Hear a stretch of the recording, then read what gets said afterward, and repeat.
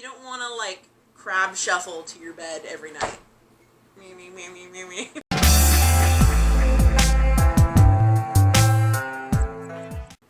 Hey guys, what's up? Welcome back to my channel. So today we are back with our College 101 to 104 series.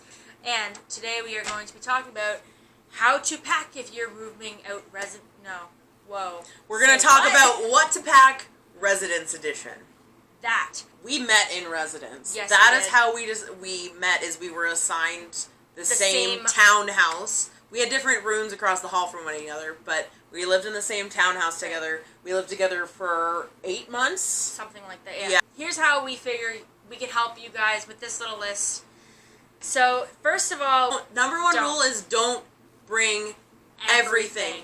If you are only moving out temporarily and your parents are, like, not trying to get rid of your room the instant you're out of the house, or even if they have somewhere where you can store it, pack things up and store them. Sure. Ow!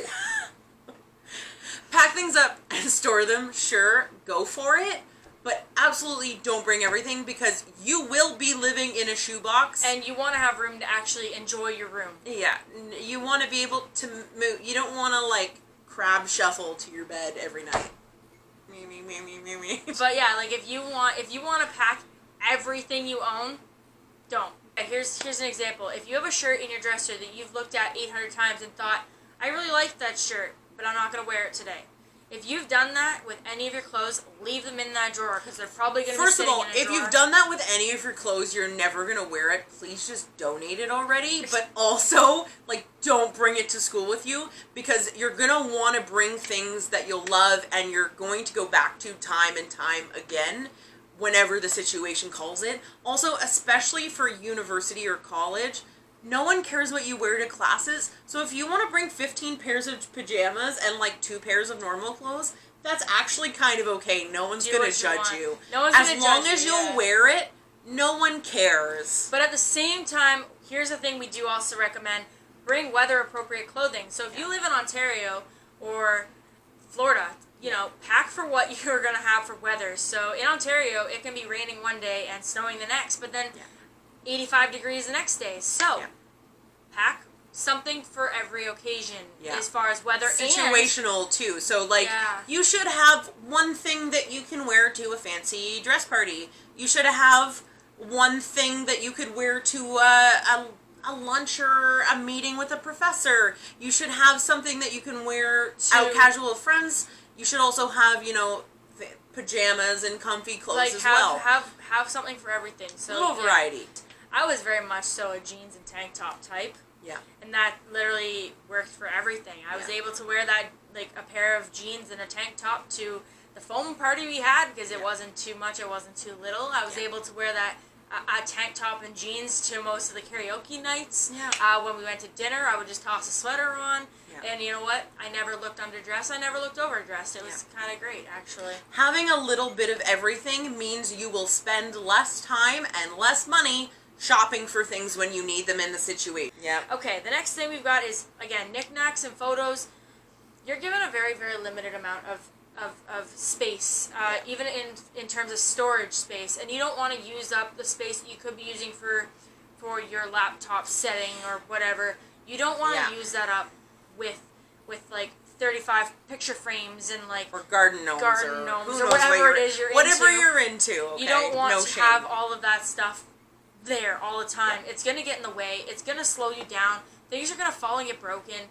Honestly, I very much so like having photos of my family. And what I did was I just went to, like, Target or, like, Walmart and bought one picture frame that had enough spaces for, like, 6 pictures. And I just put one of everyone or one of a couple of them so that I had the pictures I liked or people close to me, but I didn't have 48,000 frames or books, like albums. Part of this is use your use your space properly too, right? Like, if you have a billion photos and you want to hang them up, don't put them in a bunch of photo frames. Get some string and some tacks and some clips and hang them from your wall, or you know what I mean? Like, use the space that you have. Another thing is, try to use other hanging techniques than tacks. Command strips are the best thing in the dang world. They will not ruin your walls. They're a little pricey, but you can't reuse the sticky part of it, but you can reuse the hooks themselves. So you can just keep buying the sticky parts once you have some.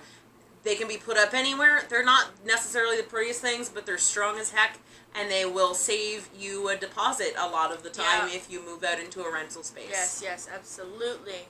All right, so another thing we said was know what kind of space you're working with. So before you move in, try to take advantage of the many opportunities they will give you to come and see your room. They will offer you what do you call those? Tours. They'll offer you tours to see your campus. They'll offer you tours of basic what a room basically looks like.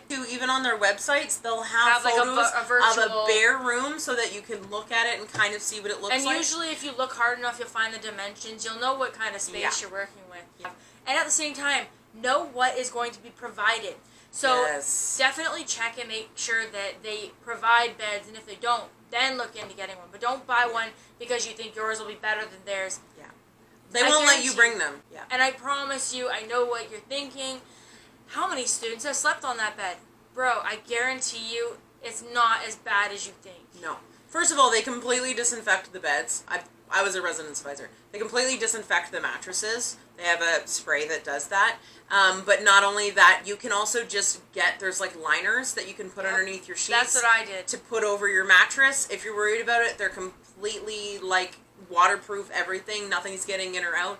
And that's your best option for something like that. They won't let you bring mattresses in. But when you do go to your room and whatever else, look at what size those beds are, because if you have a double bed at home, I guarantee you're not going to have a double bed provided. You are 100% going to, unless you've got the fanciest residence I've ever seen, you're going to get a twin bed. That's just the way it is. Ours, we were pretty lucky too, actually, because we were given a desk, and it was like a nice desk. It was huge, had lots of storage and stuff on it. So, like, all we were given was a bed and a desk, but, like, that was more than enough. There was a dresser, too. Anyways. Well, we got a dresser as well. Yeah, even better. Yeah, there was a dresser, like, it was like I think it was like a 4-tier dresser, and then there was, like, the desk and the bed, and that's, like, the basic things you'll find. Basically, think about what you'll find in a hotel and downgrade it. You'll definitely get a dresser, you'll definitely get a desk. Other than that, you're on your own, but make sure that you bring bedding, because they will provide you with a mattress, but they will not provide you Often they'll provide you with a mattress cover as well. Yeah. Just so they protect their assets. I literally just said they won't provide you with clean sheets. No, they you might get clean sheets, although most of the time the sheets are garbage sheets, so probably not that clean, but they will not provide you with clean sheets or a comforter or anything like that, so feel free to bring comfy and cozy stuff. That's important. Also, bring anything that you can to organize. So a lot of time they'll give you a basic furniture shape. So with ours, it was a lot of shelves and anything like that. So I brought like a bunch of baskets and folder things, anything. Your room made me so jealous because you got to have so much more in your room than I did because you had so many better ways of storing. Yeah.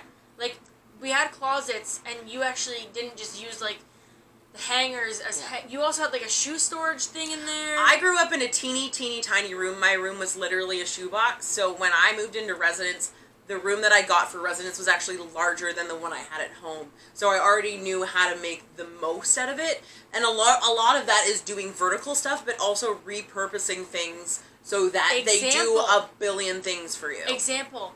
You can go to like the dollar store and get like a little shoe storage thing, and you can use those for makeup. You can use those for socks. Yeah. You can use those for literally anything.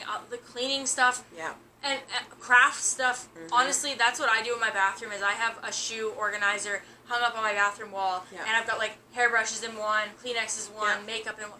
And use honestly, all available space under your bed, like in tiny spaces, like and always have something to put garbage in. I swear to God, absolute lifesaver. Have something in your room to put garbage in because you will need it. You will use that garbage. I guarantee it. So when you do finally move into your place, don't do all of your shopping before you move in, please, because we had this situation where we had there's 4 of us living in the room, and what did we all bring? Huge packages of toilet paper. So what did we have? A lot of. We had toilet paper, and we had probably had space. What, like 90 rolls of toilet paper because we all brought the super large. Because we all wanted to be overly helpful. oh, we're gonna make sure that we've got that one thing that no one else is gonna remember. Yeah. So we had like 4 different kinds of dish soap. We had 4 different kinds of toilet paper and an abundance of it. I mean, it was great, but it was also not great because we didn't have room to store anything.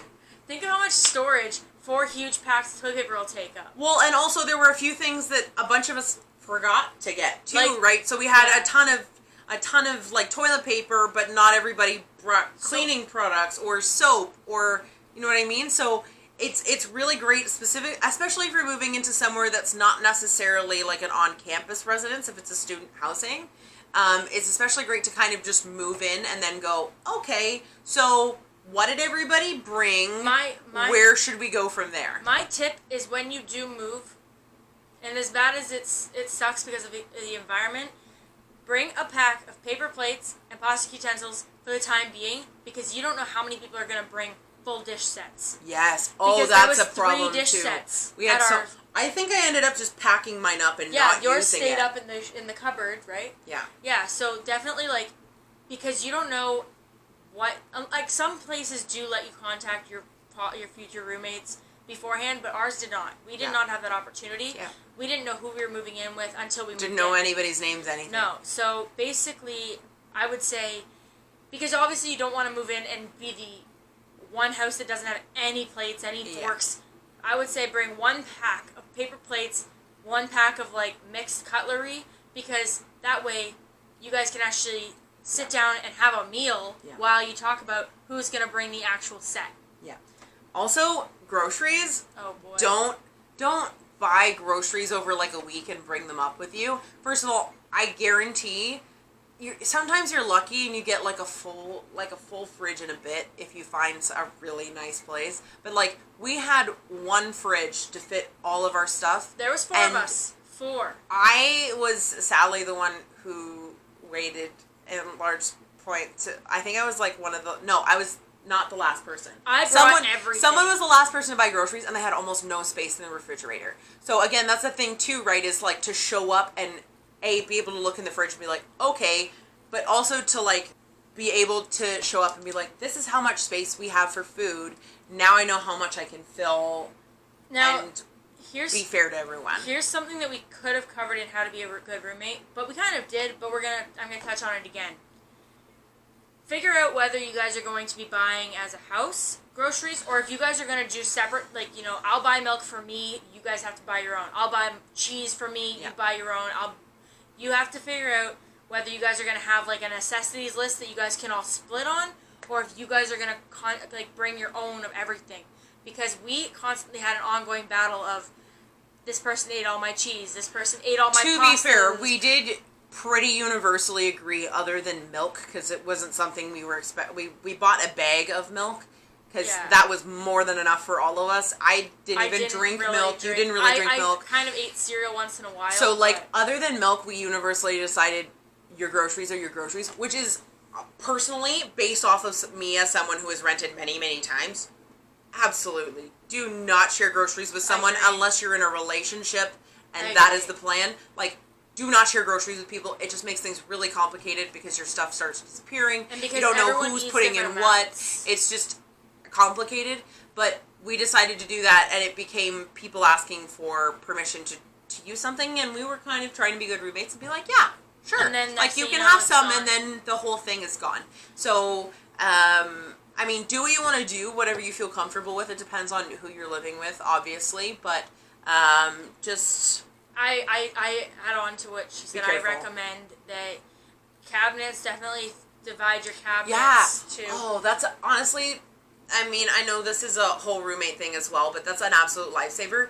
Specifically, as I said with the fridge, right? If you have enough shelves that you can label each shelf that it belongs to one person, great, because it means you know exactly how much space when you go out grocery shopping you have to fill. So you're not going to overfill. You're not going to go into someone else's space. Everyone has the same amount of room. And I know it's obnoxious to look in the fridge and see everything in there with a different name on it, but if you can't put it on your own shelf, label it. Because if somebody doesn't know whose it is and all they think of is it's there and I want it, they're going to take it. Because it doesn't have an owner. It's not somebody's. I think I lost like a good dozen chocolate bars because I just had chocolate bars. Alcohol too. I had alcohol in the fridge and it all vanished. people were taking it. I lost a whole brick of cheese. And this More was, than one. This was right after This is right after cheese became $7. Yeah. It was very sad. So yes, definitely make sure that you're talking about who's going to buy what as far as groceries. And if, like I said before, you are lucky enough to have room for, you know, like a TV or something, talk before you bring it. Because we had 2 TVs, 2 VCRs, and there was nowhere to put it in our rooms. Yeah. So we each brought like a dozen, everyone brought like a dozen movies. We didn't have a DVD player for the longest time. We only had a VHS player for the most part. My TV only won because it was a flat screen in comparison to the box TV you have. And so mine was too bulky, and we were like, we can use this extra space to store the movies. But the problem was we didn't have space to store the TV, so it sat next to my TV on the ground for months, right? So, yeah, like if you have the opportunity to talk to your roommates or anyone beforehand, like just be like, even in a lot of situations, you may also be the last person to move in. Like everyone else might have already moved in, and you're coming in. Just be like, what do you guys have? What do you not have? What can I help supplement the house, right? Yeah. So if they're like, oh hey, we already have a TV, don't bring your TV. You know, send it home. Yeah, get it out of here. Yeah, and like, it's basically, I think. I'm sure there's more things, and we'll come up with more things, but that's what's on our head right now, and that's what we've come up with right now. It's late, so we should sleep. Literally like 1 o'clock. Is that right? It's 1 a.m. 1:07. Okay, so we're gonna go to bed, but that's what we've come up with so far. If you guys would like us to come up with a couple more how to college 10 blanks, let us know. This is gonna be the end of the mini series we have, and like I said, if you want more, just let us know. Next time we'll start with college 201. Second season. Yeah, we'll do like a second season. So this is the end of season 1. Thank you for sticking with us, you know. Yep. But yes, we hope that everything goes smoothly when you do start college or university. Yep. Remember to take chances. Remember to try new things. Remember to respect your surroundings as well as your roommates, the people you're surrounded by. Remember to be an adult. And to study when you should be studying. Remember to sleep and eat and take care of yourself. And sometimes taking care of yourself sucks, but you should do it anyways because it's good for you. Yes. Make sure you have time for downtime because you can't survive without the balance. Yeah, the balance. Hopefully you guys enjoyed this video. If you did, please remember to give it a thumbs up and subscribe if you haven't already. Don't forget to subscribe to Kaelan as well, who will be doing a couple how-to videos as far as basic living, like how to live as an adult. I'm going to make it a how to adult series. I think it's necessary. I think some people need to know. And honestly, I learned a lot of weird hacks. There's a lot of things your parents and stuff will tell you. You don't need to know that. There's basics. I'll give you the basics. Yeah, so I hope you guys enjoyed this video, and I hope you guys enjoyed this series. If you would like us to work on doing another kind of series in the future, because when we're together, it's always nice to have something going on to film. Just let us know, because, I mean, hey, if we have a lesson, we'll teach it, right? For sure. Yes. So it's the 4th episode, and I still don't know how to properly end this video. So basically, if you guys want to see us do anything else other than college, too, if there's other topics you want us to talk to, we can also do, like, a camping 101. I mean, that's not a great example, but it's a decent enough example. We could try. So let us know. We will see you guys soon, and I'm going to bed. I'm tired. All right. Bye, guys. Okay, bye. Thank you for watching, and I'll see you guys next time. Bye.